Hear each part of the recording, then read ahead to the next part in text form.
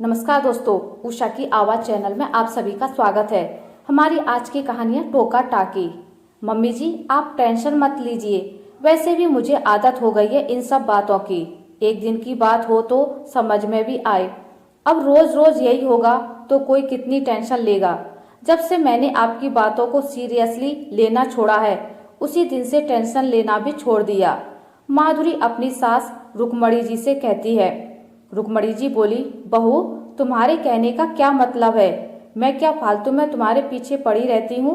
कितनी बार तुम्हें समझाया है कि उतना ही खाना बनाया करो जितने की जरूरत हो, पर नहीं, तुमने तो कसम खा रखी है कि मेरी हर बात को एक कान से सुनोगी और दूसरे कान से निकाल दोगी। अब देखो, मैं तुम्हें बोल रही हूँ और तुम मुस्कुरा रही हो। माधुरी बोली, मम्मी जी 2 रोटी क्या बच गई, आपने तो पूरा घर सर पर उठा लिया। बेसन की सब्जी बनाई थी तो आपके लाडले ने कहा था कि 1-2 रोटी ज्यादा बनाना। उसके बाद वो बाहर से खाकर आए तो रोटी बच गई, इसमें मैं क्या कर सकती हूँ? 2 रोटी की कीमत उतनी नहीं जितनी की आपकी बीपी की दवाई की कीमत है। सोचिए, आप अपना भी बीपी बढ़ाती हैं और मुझे भी टेंशन देना चाहती हैं, पर मैं नहीं लूंगी। अगर आपको कुछ कहना है तो अपने बेटे से कहिए। इतना कहकर वो वहां से चली गई। माधुरी के जाने के बाद रुक्मणी जी बोली, मेरी बातों का तो बहू पर असर ही नहीं हो रहा है। यही बहू थी जो शादी के बाद में जो कहती थी वो सुनती थी। जरा सा भी गुस्सा करती थी तो पत्ते की तरह कांपती थी। फिर आखिर ऐसा क्या हो गया जो बहू का हौसला इतना बढ़ गया है? रात में माधुरी के पति आशीष आए। सब एक साथ मिलकर खाना खा रहे थे तो माधुरी ने दिन वाली 2 रोटी आशीष की थाली में दी। आशीष बोला, दिन भर खटके आओ, उसके बाद भी ठंडी रोटी, और ये रोटी तो ताजी नहीं है। माधुरी बोली, आपकी गलती का हर्जाना आपको ही भुगतना पड़ेगा। आशीष बोला, तुम्हारे कहने का क्या मतलब है? वो बोली, मम्मी जी ने कहा है चीजों की बर्बादी नहीं होनी चाहिए। ये रोटी आपने बनवाई थी जो बची हुई है तो खानी तो आपको ही पड़ेगी। क्यों मम्मी जी, क्या मैं गलत बोल रही हूँ? आशीष ने माँ की तरफ देखा और बोला, माँ ये सब क्या है? रुक्मणी जी बोली, बेटा मैं इसे कहती कुछ और हूँ और ये करती कुछ और है। चीजों की बर्बादी पर मैंने इससे डांटा तो इसने उस चीज को मोड़कर मेरी तरफ कर दिया। बहू तुम तो बहुत चालाक हो गई हो। माधुरी ने मुस्कुराते हुए आशीष की थाली से वो रोटी अपनी थाली में ली और उन्हें ताजी रोटी देते हुए बोली, मम्मी जी आप ही तो कहती हैं जिसकी गलती उसी को सजा मिलेगी। अब ये आखिरी बार है जब मैं अपने पति के लिए समझौता कर रही हूँ। और वो अपना खाना खाकर चली गई। बहू के जाने के बाद रुक्मणी जी अपने पति राकेश जी से बोली, आखिर बहू को हुआ क्या है? मैं देख रही हूँ कुछ महीनों से इसका हौसला बहुत बढ़ गया है।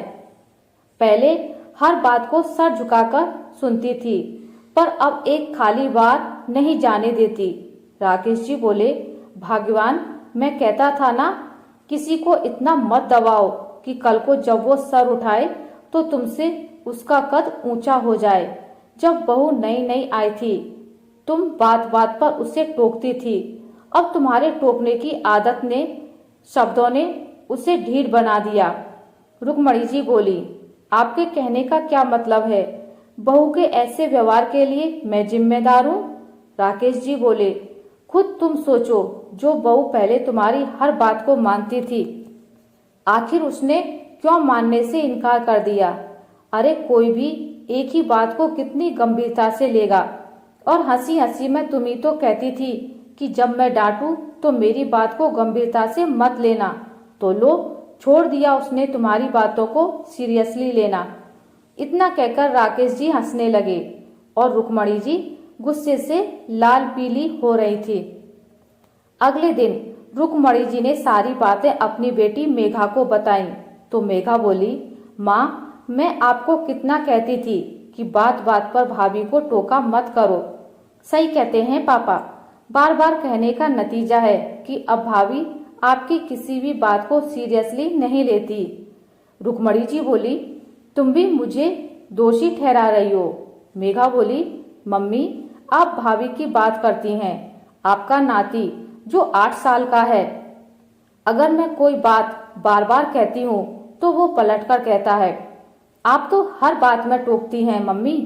अगर किसी इंसान को हम हर बार उसकी कमियां बताएंगे तो वो हमारी बातों को गंभीरता से कैसे लेगा। बेटी की बातों को सुनने के बाद रुक्मणी जी को लगा कि जब हर कोई यही कह रहा है कि वो बहू को बार बार टोकना बंद करें तो शायद उन्हें खुद में सुधार लाना होगा। अगले दिन माधुरी चाय बना रही थी। चाय उबलकर निकल गई और गैस चूल्हा गंदा हो गया। रुक्मणी जी दूर से देख रही थी। उन्होंने सोचा बहू को बोलें, फिर उन्हें याद आया और वो रुक गईं। ये देखकर राकेश जी बड़े खुश हुए और पत्नी को धीरे से बोले, रुक्मणी सही जा रही हो, एक बार देखो तो सही कि तुम्हारे बिना बहू करती क्या है। तभी रुक्मणी जी ने देखा। बची हुई चाय को माधुरी ने कामवाली को दिया और फिर खुद से गैस चूल्हे को साफ किया। अचानक से उसकी नजर रुक्मणी जी पर पड़ गई। उसने मुस्कुराते हुए कहा, क्या हुआ मम्मी जी, कुछ कहना चाहती हैं? रुक्मणी जी मुंह फेरते हुए बोली, कहने की जरूरत क्या है, इतने सालों में जो सीखा ना पाए तो वो अनारी ही होगा। इतना कहते हुए वहां से चली गई। अगले दिन माधुरी रोटी और भिंडी की सब्जी बना रही थी। रुक्मणी जी अपनी आदत के अनुसार रसोई के पास हॉल में कुर्सी डालकर बैठ गई और वहीं से बहू पर नजर रख रही थी। आशीष आकर बोला, आज मैं भिंडी नहीं खाऊंगा, मुझे आज मटर पनीर खानी है। माधुरी बाहर देखते हुए बोली, आपको पता है चीजों की बर्बादी इस घर में मना है। भिंडी बनी है तो भिंडी ही खानी पड़ेगी। आशीष अपनी माँ को बोला, माँ मैं कमाता हूँ, क्या मुझे इतना भी हक नहीं कि मैं अपनी पसंद की सब्जी खा सकूं? रुक्मणी जी उठकर आईं और बोली, बहू जब ये मटर पनीर के लिए बोल रहा है तो क्यों नहीं बना रही हो? माधुरी मुस्कुराकर बोली, मम्मी जी फिर भिंडी कौन खाएगा? वो बोली, बहू अभी भिंडी किसी को मत परोसो, उसे रात में हम इस्तेमाल कर लेंगे। अब 4 सब्जी बनाओगी और चारों एक बार में दोगी तो दूसरे टाइम में कोई भी नहीं खाना चाहेगा। इतनी समझ नहीं है? इतना कहते हुए वो चली गई। इधर आशीष और माधुरी मुस्कुराने लगे। अब माधुरी जो भी कुछ करती थी रुक्मणी जी उसे टोकती नहीं थी, बस दूर से अपनी नजर बनाए रखती थी। ये देखकर माधुरी भी मुस्कुराती थी। एक रोज उसने रुक्मणी जी के लिए खीर बनाई और बड़े प्यार से उन्हें देने गई। रुक्मणी जी बोली, क्या बात है बहू, आज कुछ है क्या जो तुमने खीर बनाई है? माधुरी हंसकर बोली, मम्मी जी ये खीर मैंने हमारे सुधरते हुए रिश्ते के लिए बनाई है। आपने एक बात गौर की, मैंने आपकी बातों को गंभीरता से लेना छोड़ दिया तो आपने मुझे टोकना छोड़ दिया। आपका मुझ पर से ध्यान हटा तो आप घर की दूसरी चीजों पर और अपने स्वास्थ्य पर ध्यान देने लगी। देखिए अब आप बीपी की दवाई भी आधी खाती हैं। अब मैं समझी, अगर हौसला साथ हो तो सारे टेंशन छूमंतर होते हैं। वहीं बैठे राकेश जी और आशीष दोनों हंसने लगे तो रुक्मणी जी बोली, ये मत भूलो बहू कि मैं अभी भी तुम्हारी सास हूँ। अगर मैं ढील देना चाहती हूँ तो कसना भी जानती हूँ, फिर ना चाहकर भी तुम्हें गंभीरता से लेना ही पड़ेगा। वो तो मैं अपने बेटे के लिए कुछ नहीं कहती, वरना मैं क्या किसी बात से घबराती हूँ? इतना कहकर रुक्मणी जी भी हंसने लगी। माधुरी मुस्कुराते हुए सास के गले लग गई और बोली, मम्मी जी हमारा रिश्ता ऐसा है जिसमें टोका टाकी और किसी बात को गंभीरता से लेने की क्या जरूरत है? आप माँ और मैं बेटी, कोई बात प्यार से ही समझा दीजिए या कभी कभी मेरी छोटी छोटी गलतियों को नजरअंदाज ही कर दो। माधुरी की बात सुनकर रुक्मणी जी भी हंसने लगी। फिर क्या बात थी, दोनों के रिश्ते में सुधार होने लगा और टेंशन की जगह खुशियों और त्योहारों ने ले ली। फिर तो सास बहू मिलकर एक एक कदम बढ़ाती थी और एक दूसरे को समझती और समझाती थी। आशा करती हूँ आपको मेरी आज की कहानी अच्छी लगी होगी। अगर आपको मेरी कहानी अच्छी लगी है तो इसे लाइक करें, ज्यादा से ज्यादा शेयर करें और अगर आप मेरे चैनल पर नए हैं तो इसे सब्सक्राइब करना ना भूलें।